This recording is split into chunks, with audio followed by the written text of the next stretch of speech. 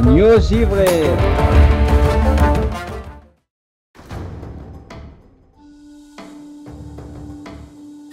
On attend ce train depuis si longtemps. Si ça continue, on sera en retard au plateau des news givrées. Ne te tracasse pas, mon frère.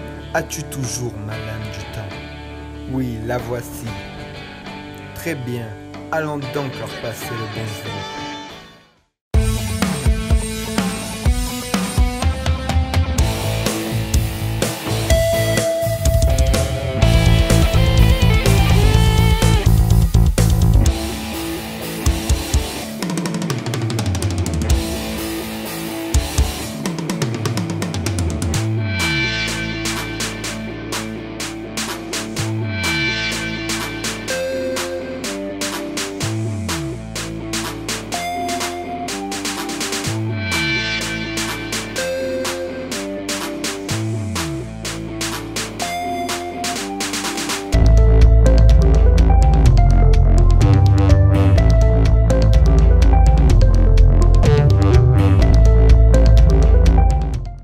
Bonjour à tous et bienvenue dans ce nouvel épisode des news givrées, dédié en partie aux 2 ans de la production.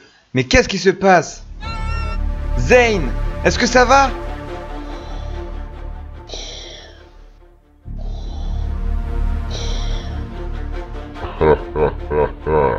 Vous croyez vous en sortir comme ça? C'est ce qu'on va voir. Stop. Mais c'est Acronix et Crooks, vous venez pour présenter la saison 7?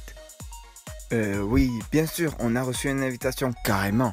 Tant mieux, mais ce n'est pas l'heure, il faut que vous attendiez en coulisses. Ah d'accord, désolé du dérangement. Oh non, vous inquiétez pas. Donc, je disais, cet épisode est dédié en partie au... Attendez, mais où est Zane? Il va bien, il arrive, il est en coulisses. Bon, je continue en attendant. Cela fait déjà 2 ans que la production givrée est sur YouTube. Et comme vous pouvez le voir après 2 ans, il est toujours là avec encore plus de projets qu'avant. Voici d'ailleurs une interview avec la production givrée.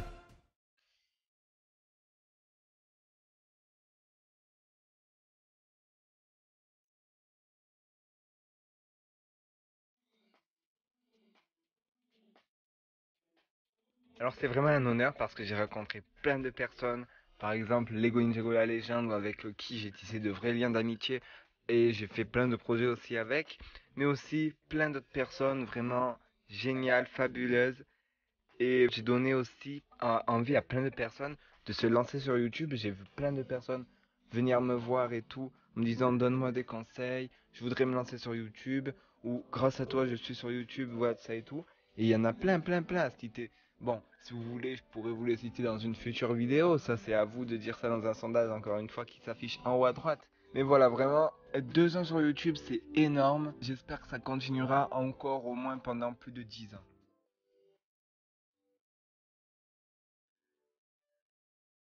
Toutes ces personnes que j'ai rencontrées au cours de ces 2 ans, il y a eu plein de changements. Il y a eu des personnes qui arrivent tous les jours. J'en rencontre tous les jours des personnes, mais aussi des personnes qui sont parties, qui étaient là au début.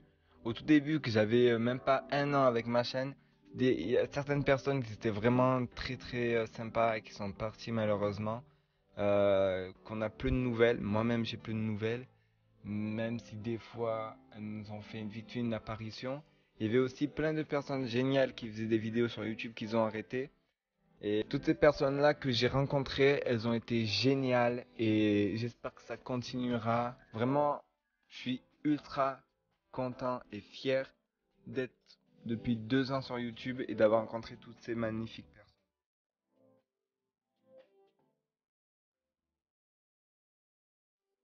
Alors oui, cette question.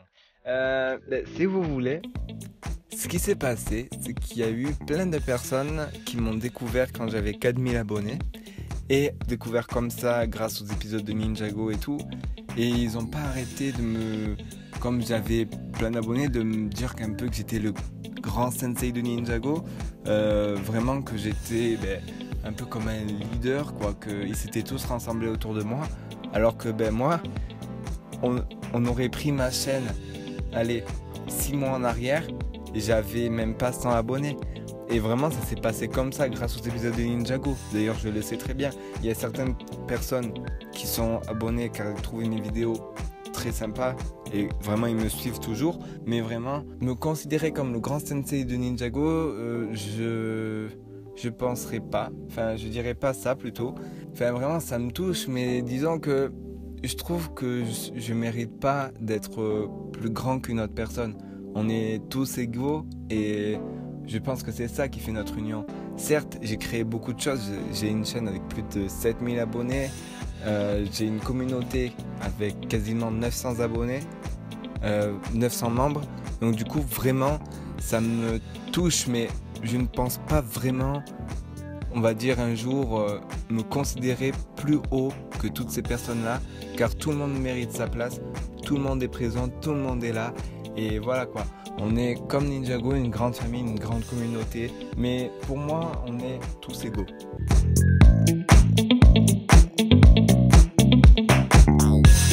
Alors le conseil que j'ai à donner pour les personnes qui souhaitent se lancer sur YouTube, déjà de ne pas faire des vidéos, disons, très putaclic pour débuter.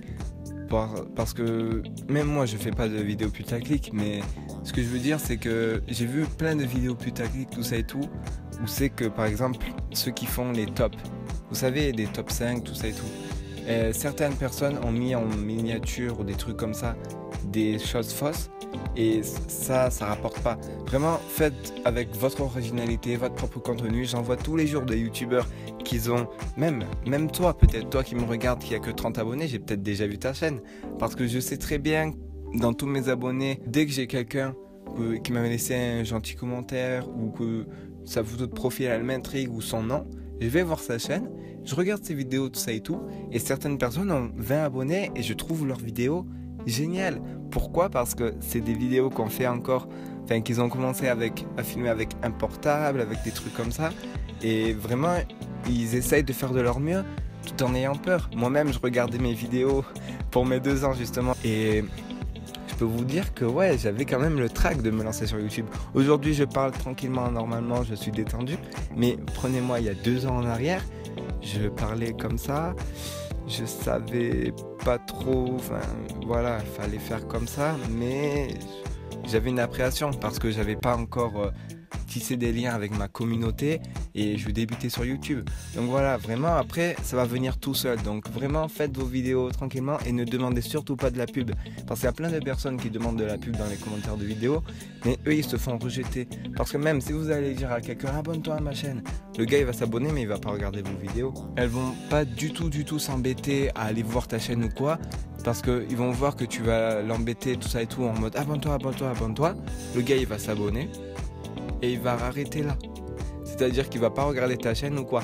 Donc faites pas de pub dans les commentaires de d'autres vidéos ou quoi, ça vous mènera à rien. Mais vraiment faites de votre mieux, continuez à faire vos petites vidéos et vous verrez que ça payera.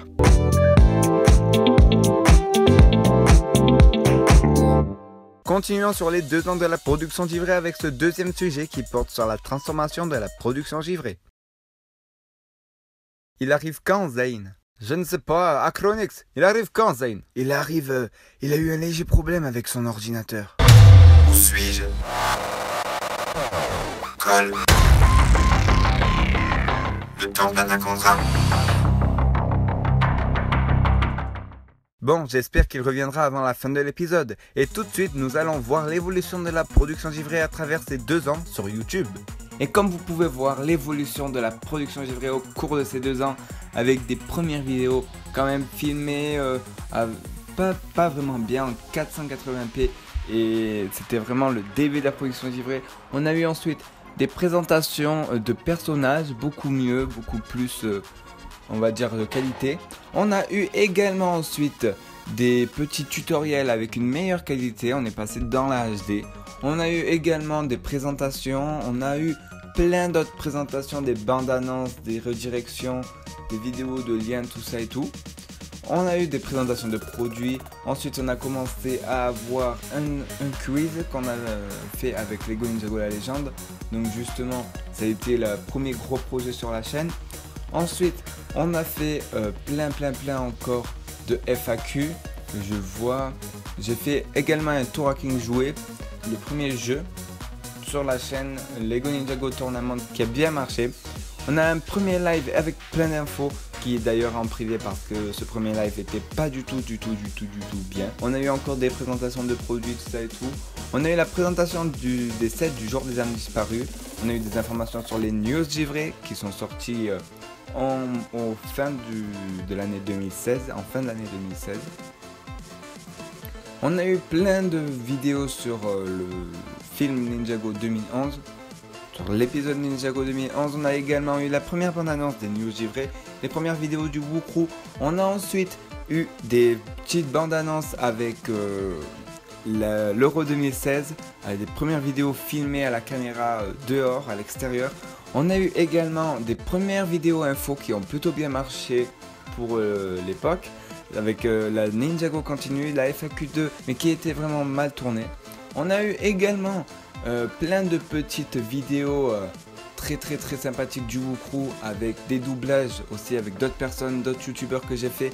On a eu également des grosses vidéos infos qui ont bien marché, des diversifications dans la chaîne avec des ouvertures de livres, des vidéos en 4K, des traductions de bandes annonces, des présentations de communauté, encore des informations et des grosses ouvertures de Lego.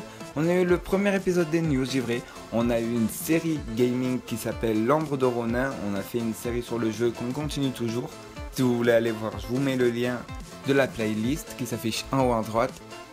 On a eu également des petites vidéos pour le calendrier de l'Avent. On a eu également les produits des sets Ninjago, on a eu des génériques de Star Wars. Ensuite là ça a vraiment parti dans le haut niveau, on a eu des sneak peeks de musique, on a eu également plein de présentations, plein de nouveaux réseaux sociaux qui sont arrivés, ainsi que les news givrés 2, comme vous pouvez voir, on a gagné plus de 1000 abonnés en moins d'une semaine. On a également eu des unboxings de CD avec des CD de The Fold dédicacés, on a eu un setup 2017. On a eu l'étoffe d'un ninja, aussi des réseaux sociaux et bien sûr, comme vous êtes en train de regarder, les news givrés. Avec aujourd'hui la production givrée qui a plus de 7605 abonnés et plus d'1 101 000 vues. Même si ces vues sont juste celles avec les vidéos publiques sur la chaîne. Car si on prend ma chaîne depuis le début, la production givrée compte plus de 5 millions de vues au total. Donc merci à vous tous, merci à Lego Ninjago la légende qui m'a donné envie de démarrer sur YouTube et merci à vous qui a fait que cela puisse être possible en regardant mes vidéos. On marque une courte page de pub et on se retrouve après avec notre invité. A tout de suite.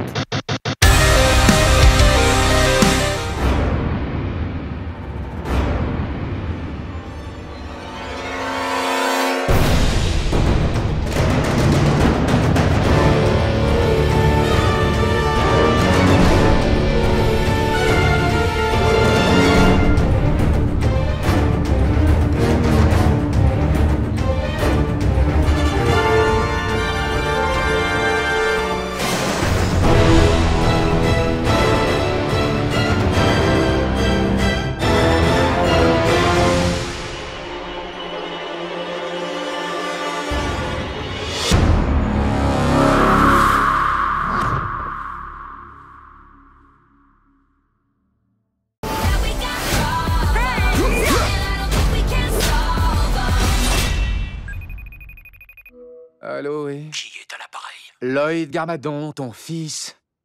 Mon portable t'a appelé tout seul.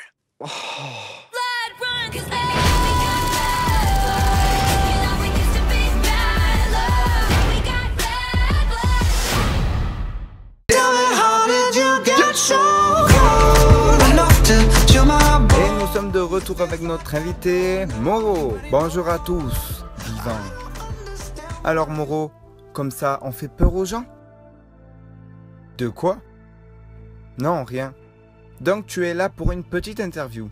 Oui, et pas que. Voici quelques questions du public. Ça fait quoi de posséder quelqu'un? On sent une prise de pouvoir car on est dans l'esprit de la personne. On sait tout ce qu'elle pense et on peut entièrement la contrôler. Est-ce que ça fout le seum de mourir juste en touchant de l'eau? Oui, mais juste en touchant de l'eau, c'est comme une brûlure. Pourquoi as-tu gardé le sabre du sanctuaire dans le jour des âmes disparues? C'était pour l'exposition que le Dr Sanders me l'a confié. c'est moi. D'après toi, tes parents étaient gentils ou méchants? Ils étaient gentils sans aucun doute. Es-tu du côté des vilains ou des ninjas? Maintenant, je suis plus du côté des ninjas. Reviendras-tu encore dans une saison de Ninjago? Ce sera au producteur d'en décider. Quelle est ta couleur préférée? Le vert sans hésiter. Es-tu amoureux de quelqu'un? Ah ah ah. Non, non. Non, non, non, non. Et une dernière question, pourquoi aider les ninjas au lieu des méchants dans le jour des âmes disparues? Parce que tout le monde peut changer un jour. Et Sensei Wu m'a ouvert l'esprit. Wow. Eh bien, merci Moro pour avoir accepté notre invitation. De toute façon, tu n'avais pas le choix. De quoi? Non, rien. À la prochaine. Au revoir, vivant.